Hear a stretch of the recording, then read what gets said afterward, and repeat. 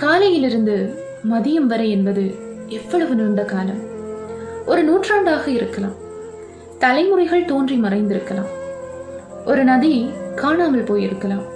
ஒரு யுகம் கடந்து போயிருக்கலாம். ஒரு முறை கூடவா நீ என்னை இந்த பெரும் பொழுதில் நினைத்துக் கொள்ளவில்லை? ஒரு முறை கூடவா நீ என்னை இந்த பெரும் பொழுதில் நினைத்துக் கொள்ளவில்லை?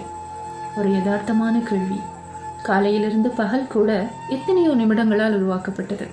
ஆனால் ஒரு பிடித்தமானவரின் நினைவுகளற்ற நேரங்கள் எப்படி நகரும்? இந்த ஒரு குறிப்பிட்ட நேர இடைவெளிக்குள் நான் உன்னை நினைக்கவில்லை என்பது எப்படி சாத்தியம்? இதெல்லாத்தையுமே ஒரு குட்டி கவிதையில் ரொம்ப அழகா மனுஷ்யபுத்திரன் தந்திருக்கிறார்.